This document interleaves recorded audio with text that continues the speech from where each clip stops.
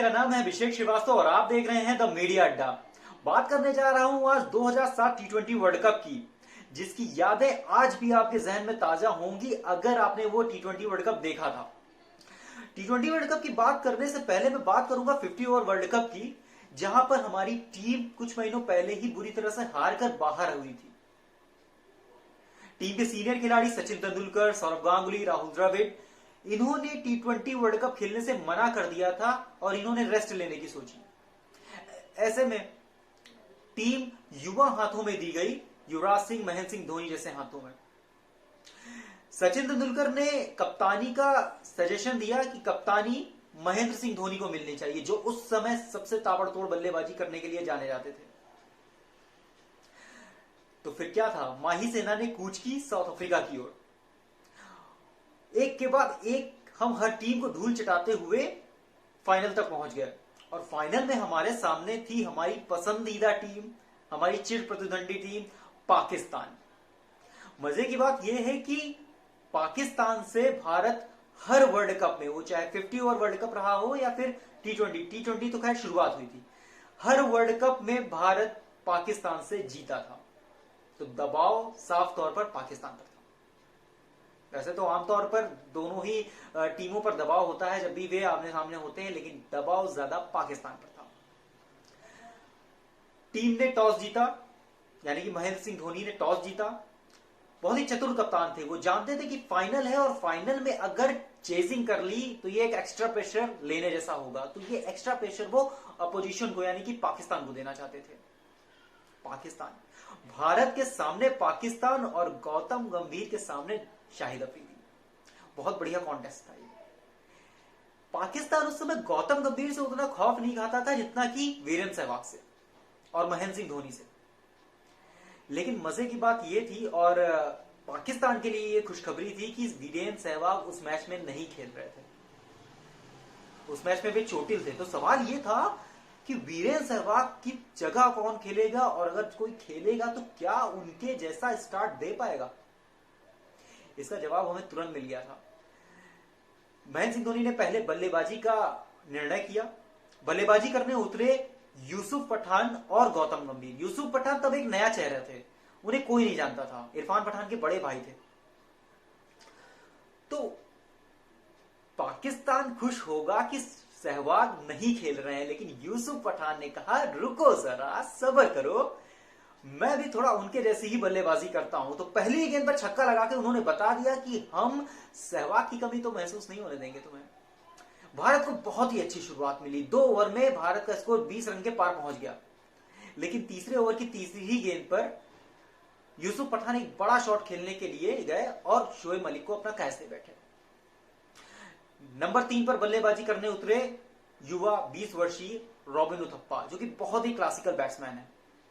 आज भी वो राजस्थान रॉयल्स की तरफ से खेलते हैं। रॉबिन उथप्पा ने भी ठीक ठाक शुरुआत की, लेकिन महज अच्छी शुरुआत मिलने के बावजूद वो 8 रन बनाकर पवेलियन लौट गए।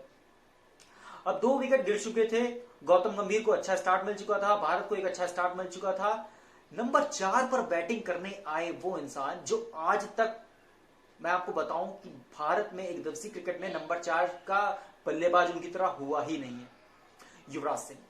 युवराज सिंह बल्लेबाजी करने आए और युवराज सिंह क्या गजब की फॉर्म में थे उस टूर्नामेंट में। आपको याद होगा सेमीफाइनल में ऑस्ट्रेलिया के खिलाफ 30 गेंदों पर 70 रन की उनकी वो पारी, या फिर इंग्लैंड के खिलाफ 6 बॉल पर 6 छक्के।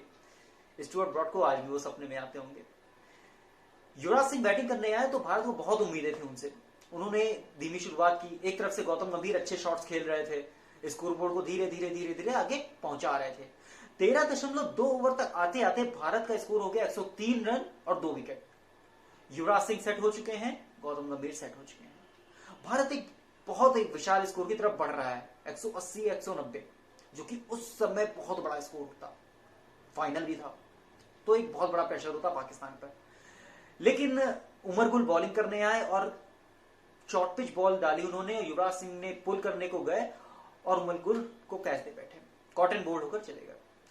तो भारत को थोड़ी यहां पर निराशा हुई। लेकिन अगली बल्लेबाजी करने आ रहे थे महेंद्र सिंह धोनी। वो भी लंबे लंबे छक्के मारने के लिए जाने जाते थे, हेलीकॉप्टर शॉट मारने के लिए जाने जाते थे। लेकिन उस दिन उनका बल्ला भी खामोश रहा। 10 गेंदों पर मात्र 6 रन बनाकर वो पवेलियन लौट गए। क्लीन बोल्ड हो गए वो उमर गुल की गेंद पर। अब सारी जिम्मेदारी थी गौतम गंभीर के ऊपर। गौतम गंभीर अपने शॉट्स खेल रहे थे, छक्के भी लगा रहे थे, चौके भी लगा रहे थे, स्कोर बोर्ड को तेजी से 150-160 की तरफ ले जा रहे थे। लेकिन अचानक से उनकी भी संयम भरी पारी पर पूर्ण विराम लग गया। 54 गेंदों पर 75 रन की बहुत ही महत्वपूर्ण, बहुत ही बेहतरीन पारी खेलकर वो आउट हो गए। आउट होते समय वो बहुत निराश थे। उन्होंने बल्ला अपना जमीन पे पटका था, और पटका सिर्फ इसलिए था कि काश वो 20 ओवर टिक जाते, और उन्हें पता था कि अगर वो 20 ओवर टिक जाते तो भारत का स्कोर कम से कम 165 से 70 होता। अब 5 विकेट गिर चुके हैं, 18 ओवर हो चुके हैं, भारत का स्कोर है 130 रन और 5 विकेट। अब सवाल यह है कि भारत एक तरफ जहां 170-80 की ओर बढ़ रहा था, अब 150 भी नहीं बनेंगे क्या? लेकिन क्रीज पर किसे मालूम था कि वो खिलाड़ी है जो वनडे क्रिकेट में 3 दोहरे शतक लगा देगा और T20 क्रिकेट में 4 शतक लगा देगा। जी हां, मैं बात कर रहा हूं रोहित गुरुनाथ शर्मा की। क्रीज पर वो खिलाड़ी थे। उन्होंने 16 गेंदों पर 30 रन की ताबड़तोड़ पारी खेलते हुए भारत का स्कोर 157 रन के फाइटिंग टोटल तक पहुंचा दिया। और मैं आपको बताऊं, बाद में भारत वह मैच सिर्फ 5 रन से जीता था। तो सोचिए, अगर रोहित ने वो पारी ना खेली होती तो क्या गौतम गंभीर की वो पारी काम आती? इसीलिए युवराज सिंह ने एक साक्षात्कार में कहा कि रोहित के वो 30 रन गौतम गंभीर के 75 रन पर भारी हैं, और रोहित की वो पारी उनके करियर की सबसे महत्वपूर्ण पारी है। ये खुद रोहित शर्मा भी मानते हैं। तो ऐसी कई छोटी छोटी पारियां होती हैं जिन्हें हम नजरअंदाज कर देते हैं। बहुत छोटी पारियां होती हैं। ऐसी ही एक पारी की मैं अगले वीडियो में बात करूंगा। बहुत ही बड़े खिलाड़ी की वो छोटी सी पारी है 35 रनों की। अगर आप समझ गए हैं तो कमेंट बॉक्स में बताइए। आज की डेट में वो बहुत बड़ा सुपरस्टार है। तो 35 रन की वो पारी कौन सी थी, कमेंट बॉक्स में बताइए। मैं किसकी बात करने जा रहा हूं अगले वीडियो में, वो बताइए। और ये वीडियो अगर आपको पसंद आया तो उसको लाइक कीजिए, शेयर कीजिए और सब्सक्राइब कीजिए हमारे द मीडिया अड्डा को। वो बेल आइकॉन है उसको दबा दीजिए। हमें फेसबुक पे भी आप फॉलो कर सकते हैं, इंस्टाग्राम पे भी हम हैं, वहां पे भी आप हमें देख सकते हैं। इस वीडियो में फिलहाल इतना ही। तमाम खबरों के लिए अपडेट रहिए द मीडिया अड्डा से। सब्सक्राइब कर दीजिए। धन्यवाद।